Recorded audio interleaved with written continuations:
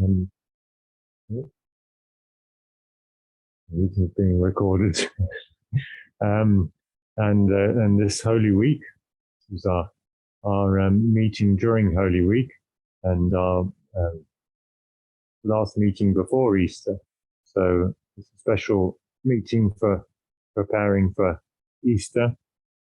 And then at the end of the talk, I'll give a little explanation of what we're going to be doing after Easter. We're going to have a alternative program as we did, same as we did last year, and have Alexia Divina on resurrection passages, but not from the Gospels this time. We're going to use Colossians, and so there'll be a different program after Easter. I'll say another word about that at the end. But this is our meeting in Holy Week to prepare, and our speaker, Linda Chapman, who I'll introduce after the meditation, has chosen actually a reading from Lawrence Freeman's Lent Reflections. So these were sent out during Lent again to prepare for Easter. So it's good that she chose one of those. So we'll just take a moment now to prepare for our time of meditation.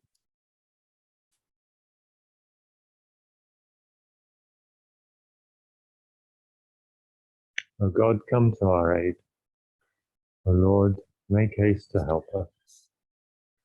Glory be to the Father, and to the Son, and to the Holy Spirit, as it was in the beginning, is now, and ever shall be, world without end. Amen.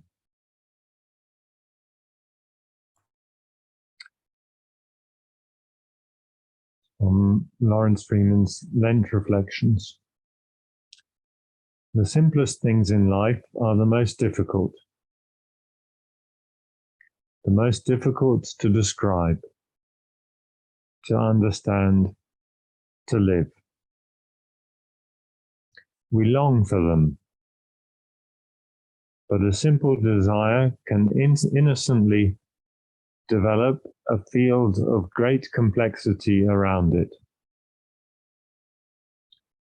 We want happiness or relationship, or to do the work we love. When circumstances prevent this, we can become sad, angry, or hopeless, and go off looking for false consolations, substitutes, and distractions. The original authentic desire is now lost in a virtual web of inauthentic lookalikes. We desire deeply to find the simple core of reality. Proving harder than we imagined, we may try dissecting reality by over-analysis, intellectual control, or religious fundamentalism, in order to cut through the layers of ordinary life. However, it is life as we are living it, tangible, messy, and unpredictable, where the simple, radiant light of God shines on and soaks into us. God is infinite simplicity.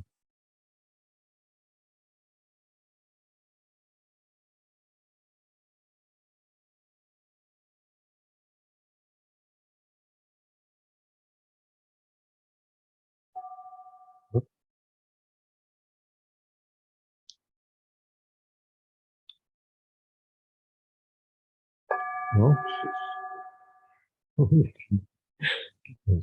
we'll start with the prayer before we go to the gong. Heavenly Father, open our hearts to the silent presence of the Spirit of your Son, and lead us into that mysterious silence where your love is revealed to all who call. Maranatha, Maranatha. Come, Lord Jesus.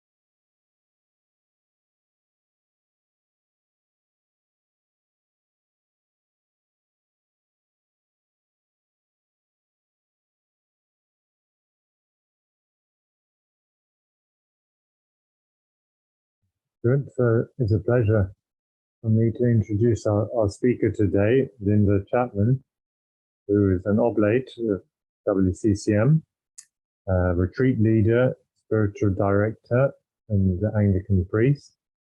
And she's an environmental and social justice advocate who's founded something called Open Sanctuary, which is a contemplative community that recognizes our common humanity, our common home, and silence as our first language.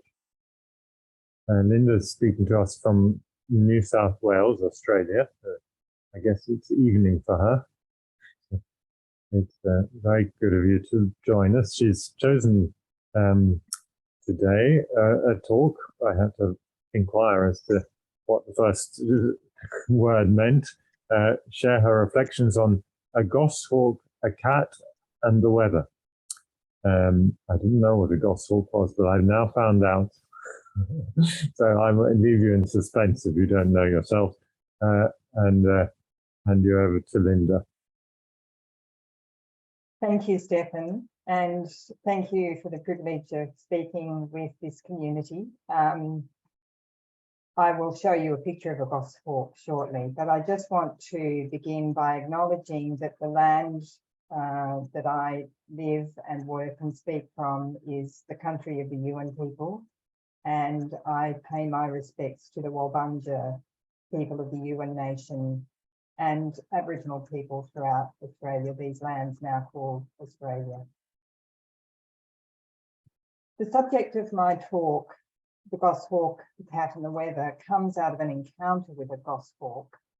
But since then, the release of the latest Intergovernmental Panel on Climate Change synthesis report. So I have long been engaged in the struggle for proper action on climate and our emissions.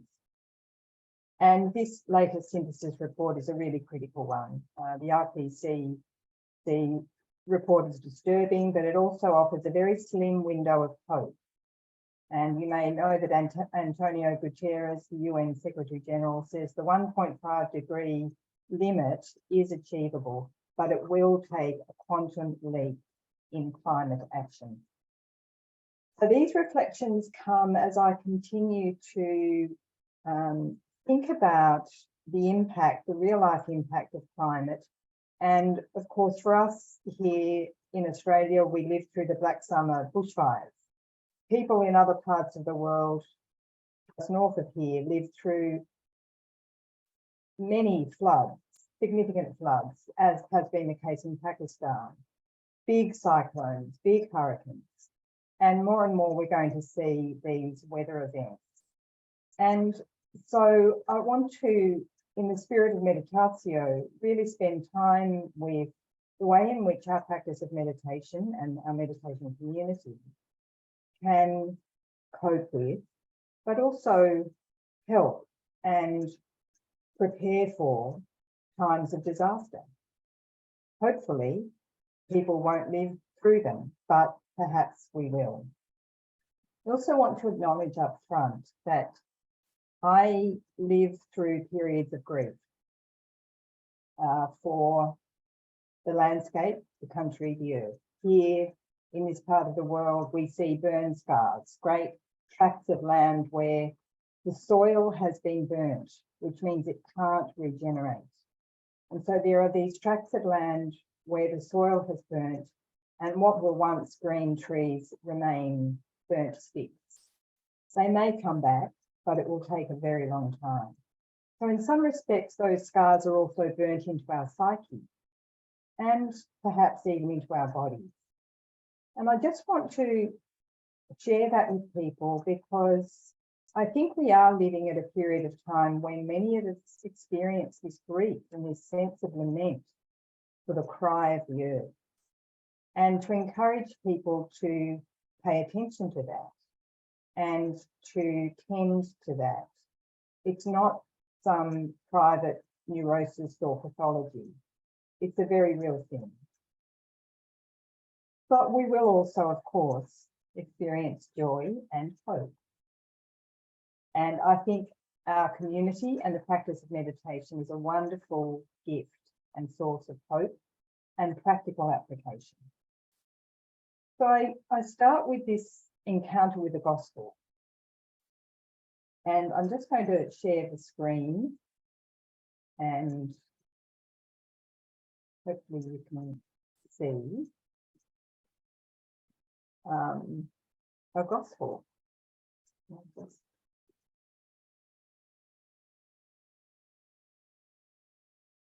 I'll just go to the next screen. So I won't do it.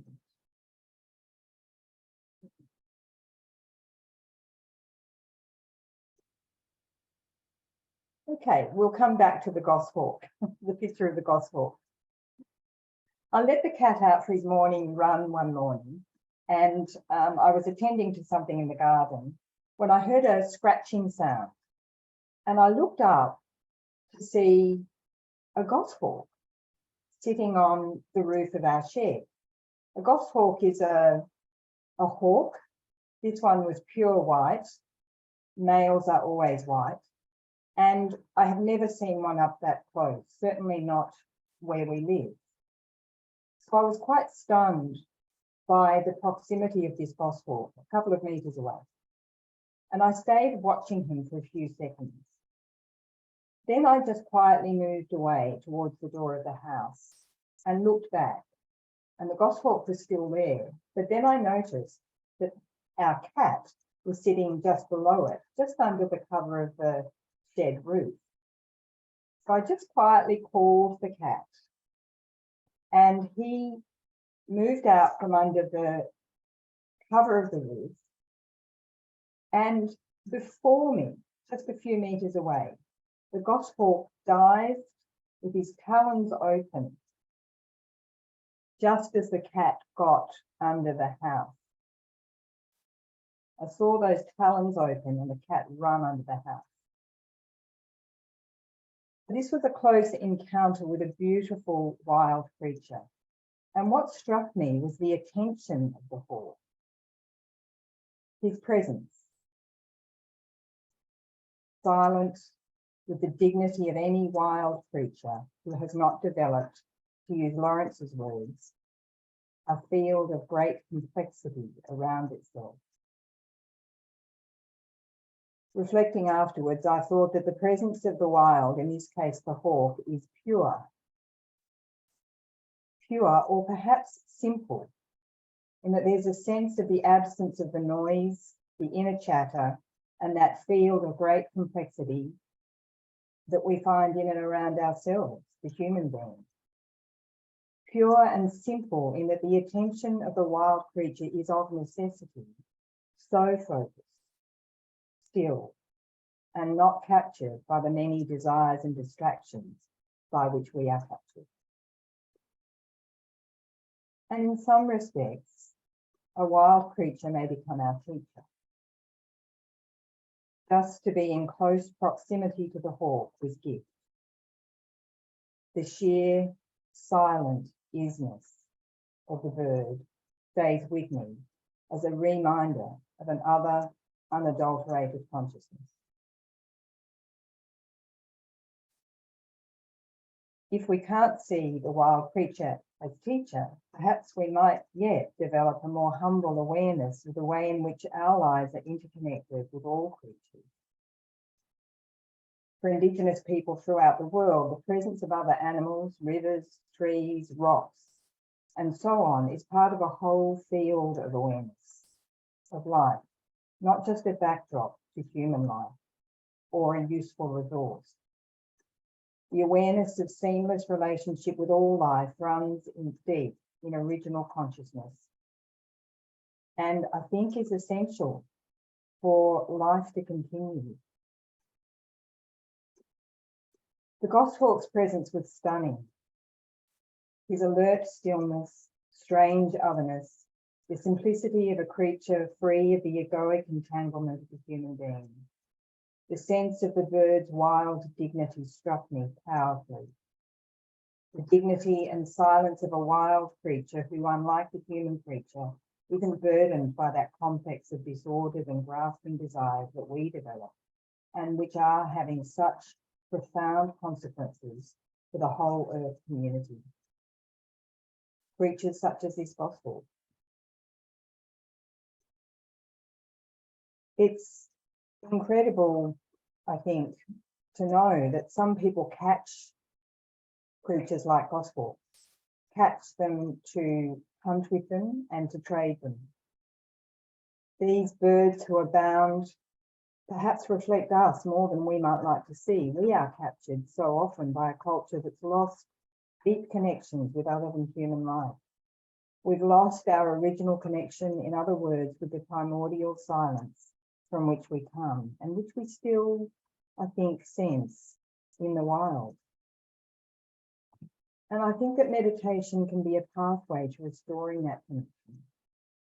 It is possible for us to recognize our original human vocation, our contemplative consciousness of life as a whole, and our proper place in it. Shortly after our cat's close encounter with the goshawk, I watched him as he sat in the sun coming through the window, licking his paws after a feed of corn. He wasn't disturbed. He wasn't telling himself a story about a near miss, wasn't railing against the hawk or plotting revenge, all the sorts of things that a human mind might do. He is a cat after all. But my mind went to a time when he and so many other creatures and people were disturbed by a disaster in the form of the Black Summer bushfires of 2019-20. All over the globe, more and more people will face the kind of disasters that the heating of the climate is bringing. The weather is now really something to watch and to prepare for. Here, we know how to prepare for fires. Others will know how to prepare for flood and cyclone and so on. We know how to prepare our homes, but how do we prepare our minds? How do we prepare psychologically? And what role might an enduring practice of meditation have in the preparation of our mind? Because when we speak about the needed response to global warming, we speak of two things. First, of the need for mitigation, bringing down our carbon emissions, ceasing our use of fossil fuel. We must cease digging ancient sunlight out of the earth and instead harness the sun's power and the wind's power and renewable energy directly. So mitigation is the first priority, but we will see more global heating related weather and fire events. And this calls for adaptation, and adaptation involves preparedness. I was really interested to learn an Australian psychologist who is researching what's being called disaster brain. Dr. Danielle Every has interviewed people who've lived through various big fires in order to understand how better to prepare our minds for these sorts of events. She found that even though people can be physically prepared, they're not necessarily prepared mentally or cognitively or psychologically. She says, after much interviewing of people, people have thought about what they're going to do on the day, but of course, when the time comes, thinking about it isn't going to be enough. You can't know just how minds can flip out in this space, she says. So I was struck by that comment. You can't know just how minds can flip out in this space. Under extreme stress, many people reported they changed their plan at the last minute, they left it too late to go, forgot to take essential items, or left their animals behind. And I know of heart-rending stories of that happening. Or they did random tasks that wasted time, or completely collapsed and went to sleep. That really sparked her to think, what is this thing? What's happening here? And the term disaster brain was coined. You can't know just how minds can flip out in this space. What actually happens to our brain under extreme stress And how might our practice of meditation help us prepare for possible disaster? Well, she says that when your brain is put under stress, there's a window where it's alert and able to function. But beyond this, it can become either hyper-aroused, causing you to panic, or hypo-aroused, causing you to shut down. When you're faced with a threat, the primitive reflexive part of your brain, the brainstem, and the emotional part of your brain are designed to react immediately, Dr. Every explained. The higher part of your brain, the prefrontal cortex, regulates your brain's response to the threat.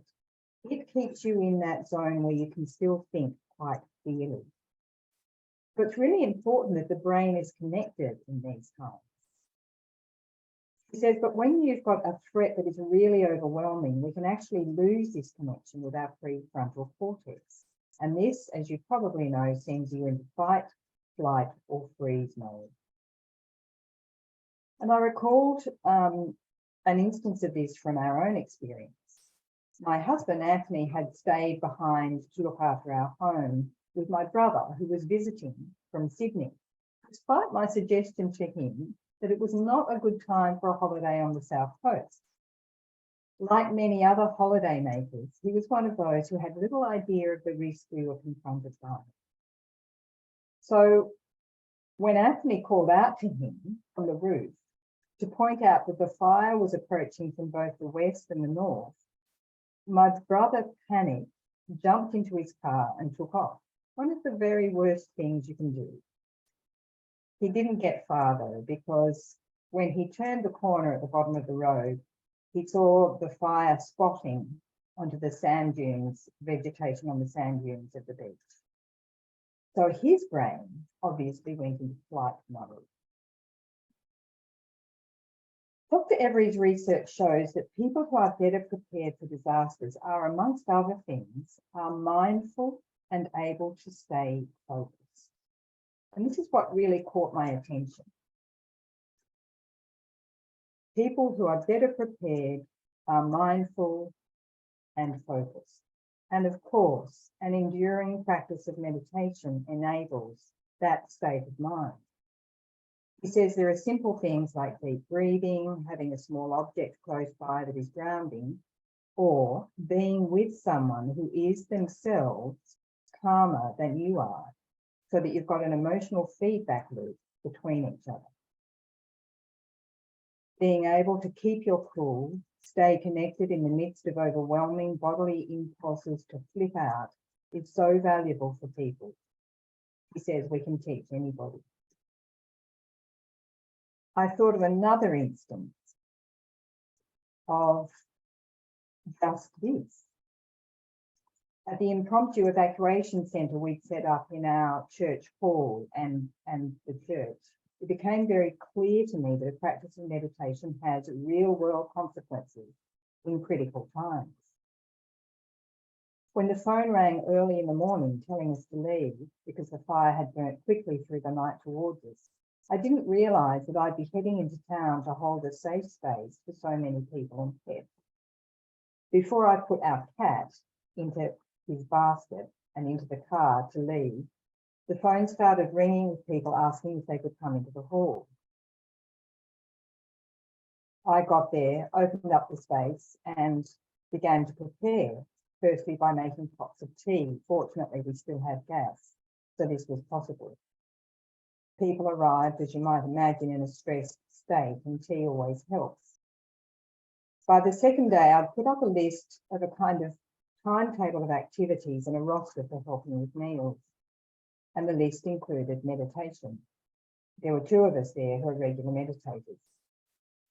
On this particular day, a woman burst through the door of the hall, and she started to tell us about all the plans that they were hatching down the road should the fire come right into town. She was in quite a frenzied state, but she looked up towards the whiteboard and she noticed on the list of activities meditation and asked if she could join us, which she did. After we'd meditated and the gong sounded to conclude the time, she said, "Thank you, I needed that." and then she left in a slightly better frame of mind. Months later, she told me how significant that time had been for her, as does a friend who came to stay in the church because of the sense of ordered calm.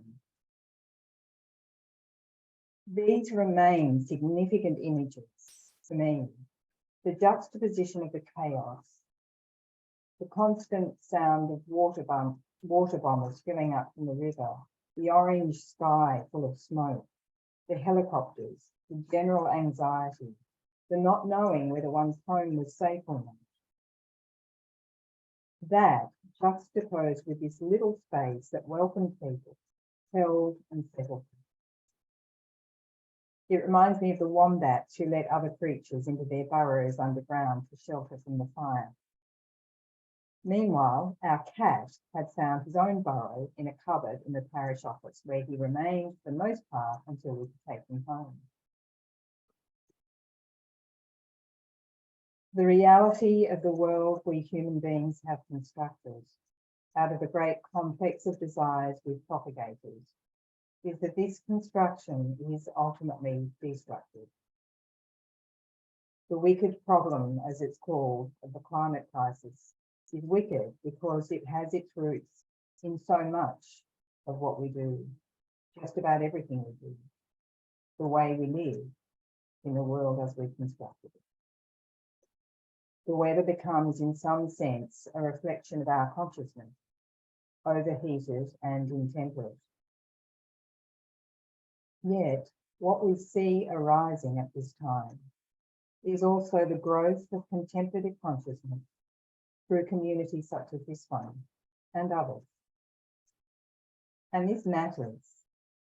It has real life application. Contemplative presence makes a difference in this world in times of disaster and times of peace. The next time I saw the goshawk, he was sitting high in a tree as wattlebirds swooped him. He remained as still as the first time I encountered him, until that is when he swooped on the cat. Yet even in this action, there was dynamic stillness. On this second encounter, I saw that the little wattlebird, seemed not to affect him at all. He remained seemingly unperturbed. One could see this hawk as an image of the mind that is aware of swooping thoughts, yet remains centered and still. I guess, however, if that hawk had really needed to, he would have acted to protect himself.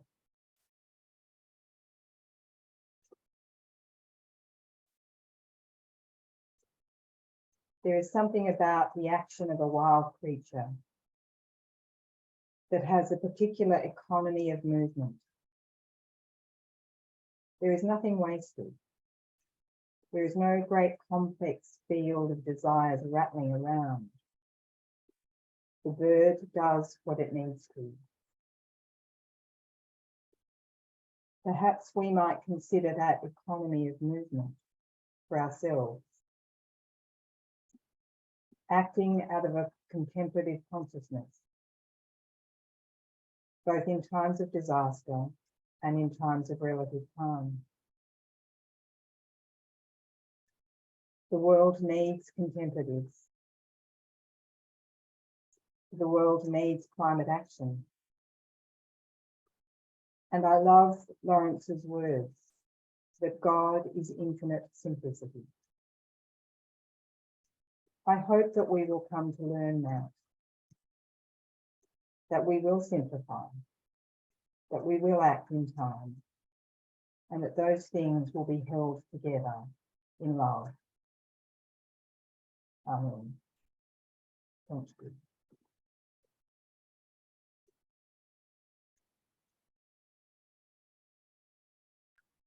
Thank you very much. And, we didn't see the hawk or your cat next time. Listen, if you've got a few minutes, I might just try. If you would like to see that hawk Yeah. that I spoke of. I could ask my tech support to come and help me find that picture. Yeah, I think we got a few minutes. Yes, yeah. I In the can't. meantime, I can. Our tech support is coming now.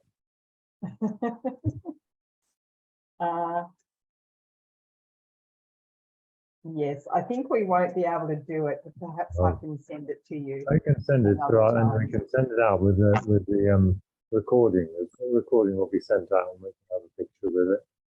Yes, yeah. I'm very glad that your cat survived.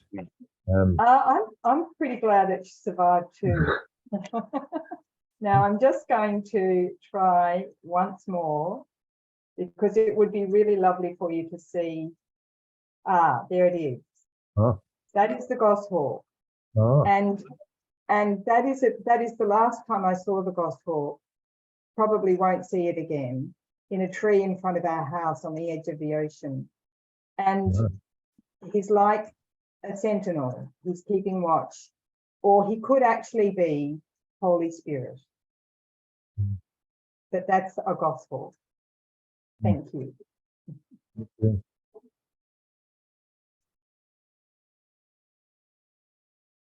Thank you. Beautiful image. And there's many things in your talk which struck me, and from the comments, others as well. The stillness of this animal, the stillness and economy of movement, not wasting, not getting distracted, or but being present of what is around. I think that will stay with me. And I think this climate crisis we're living through, which you've awakened us to again, with sense of urgency and a sense of contemplative response, that we can respond by trying to live more simply. As Lauren says, you quite said, God is absolute simplicity, and our sort of excesses, or our lack of kind of staying still, created as you say, a great complexity which is destructive. So I think in meditation we're learning that economy of movement, which will help us to live hopefully there's still time to live a saner and a life which won't be destructive. So thank you very much again, and it's wonderful to have that talk here in Holy Week. We had here the reading from the Passion narrative yesterday, and in the Palm Sunday, and it was from. And I noticed how little actually Jesus says during the Passion. Is that like economy of movement, not giving long speeches, very simple, nothing in excess. And I think maybe that's Passion we're living through of the planet, and we can learn from Jesus how to respond in that way. So thank you very much. Yeah, we'll end Thank you, now. Stephen, and everyone. And we'll end now with the closing prayer.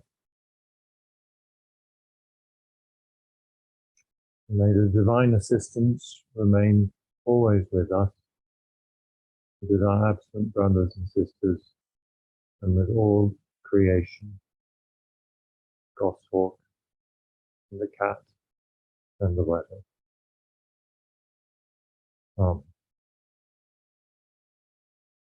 No, I said after Easter, this is our last one before Easter.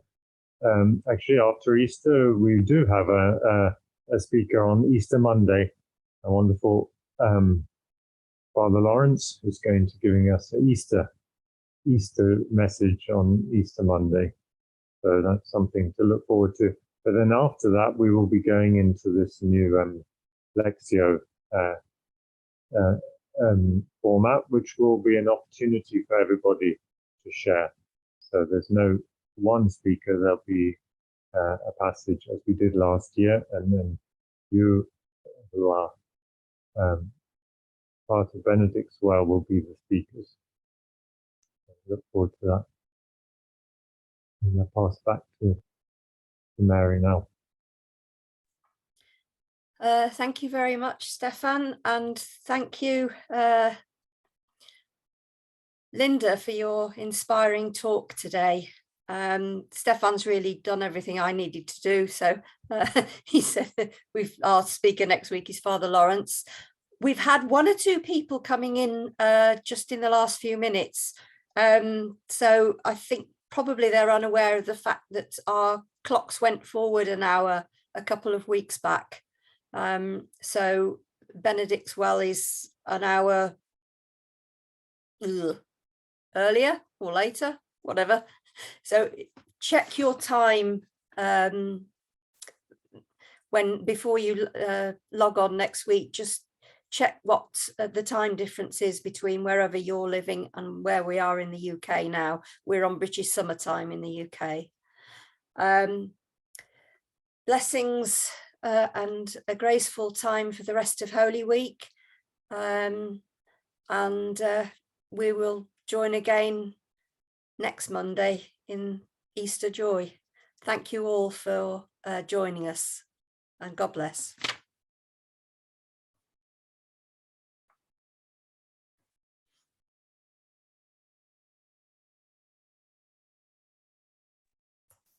Thanks.